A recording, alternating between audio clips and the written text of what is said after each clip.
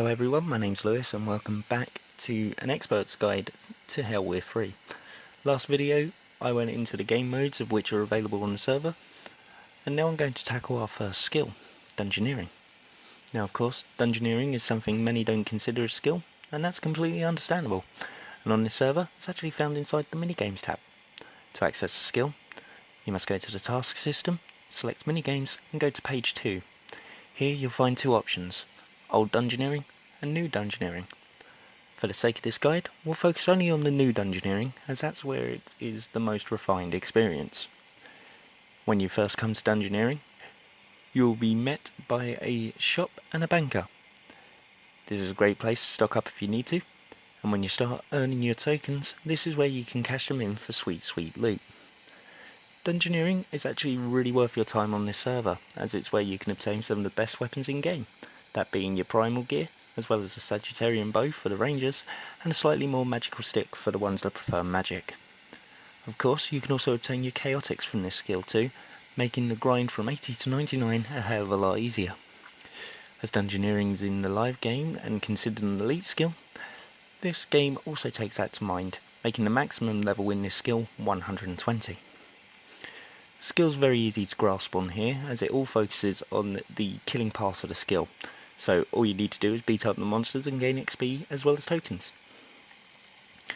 While the experience rates are locked depending on the monsters, you can get a random amount of tokens for each kill, ranging between a specific set of numbers depending on the monster that you are slaying.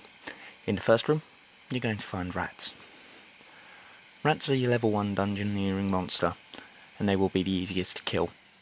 They have 120 hit points, so they don't take too long to go down whatsoever.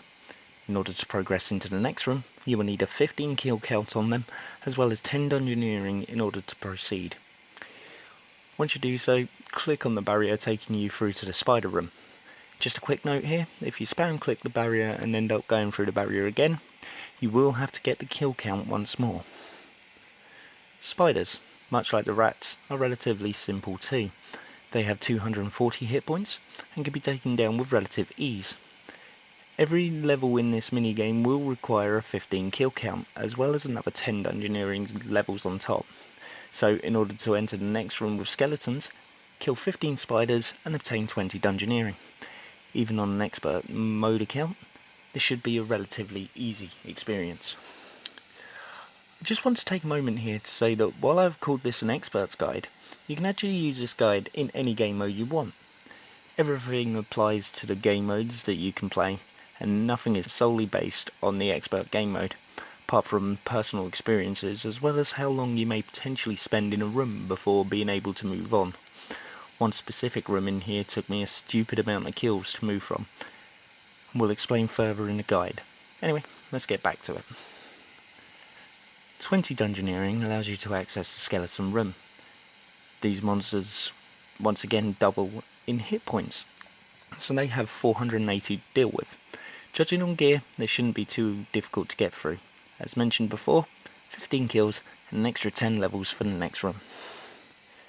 The room on from the skeletons will contain armoured zombies, and this is where the hit point formula begins to change.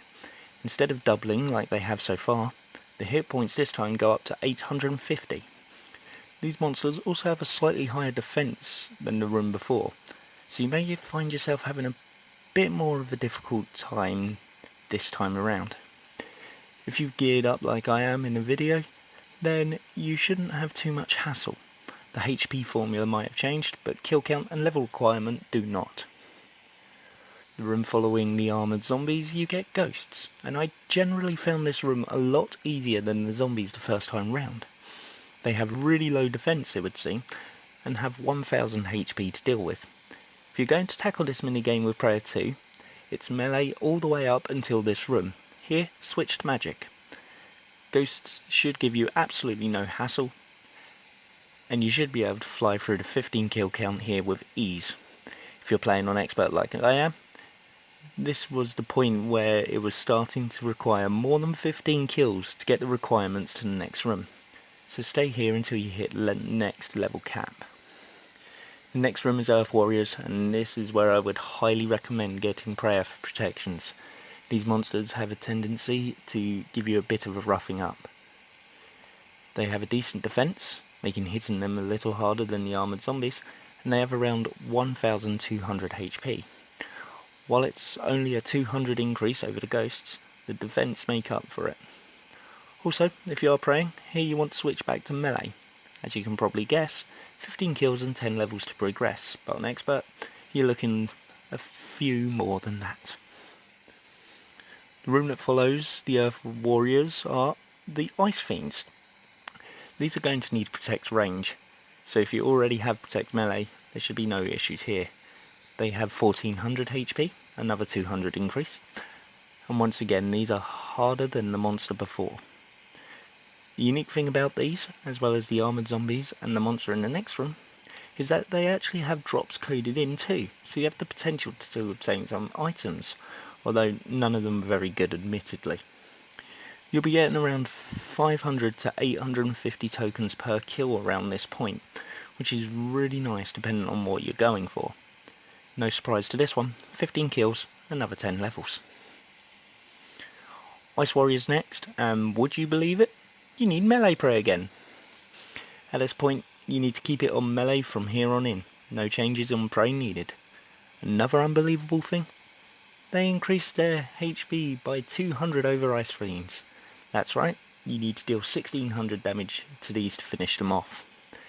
They have slightly higher defense again, meaning it's a little harder to hit, but if you're protecting melee and have decent equipment, you once again shouldn't have a problem. 15 kills, 10 levels, and you can move on. This is another room where your amount of kills on expert will be a lot higher than 15. In fact, you may even be looking at a minimum of 10 times that amount. This is where the real grind begins. The penultimate room, Ice Elementals. These monsters have 1800 HP and are relatively easy to beat, which comes to a surprise when it comes to dungeoneering. These guys won't offer too much of a challenge. Once again, 15 kills and another 10 levels to access the last room. Earlier, I mentioned that one room took significantly longer than any other I'd spent time in.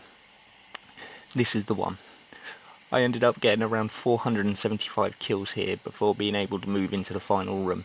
475 kills between level 80s and 90s. At this point, I was getting sick of dungeoneering. I wanted to stop completely. But in the end, I decided to continue on.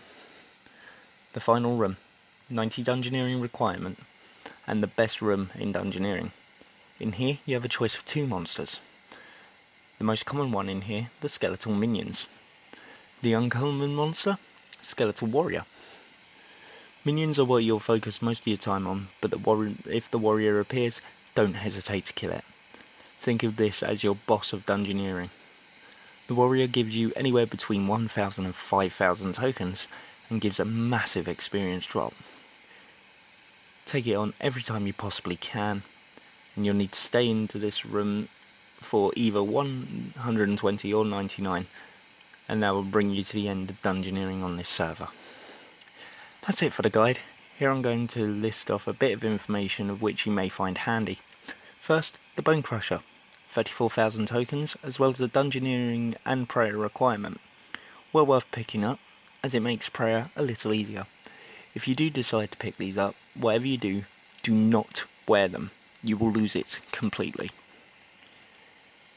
Chaotix all require 200,000 tokens, as well as 80 attack, range and magic, depending on the weapon type you want, as well as an 80 dungeoneering requirement. These are fantastic weapons, but not as good as the next set. Primal. These weapons are absolutely fantastic, but one hell of a grind. All main hand weapons are 1 million tokens, and if you're going for the melee stuff with offhands too, you're looking at an extra 1.2 million on top. So in total it's 2.2 million in order to get a complete set. Trust me though, well worth grinding for. Right, that's about it for this one. As you can tell, this part had a lot more information to get in, and was written over a couple of hours as I played. I didn't mention in the first video, but the last room of dungeoneering is where I was hanging out, and the chances are the whole video has been in there again because lazy editing. I also didn't mention, but I'm part of a support team on this server as well, So if there's anything else you want me to help you with if you join, don't hesitate to ask me, whether I'm writing a script or just playing the game. If you need my help, I'm more than happy to give it to you. Once again, my name is Lewis, and I just want to give a shout out to a player called Lumi. Without him, my time writing this script would have been a long and boring grind. This is Lewis, logging out.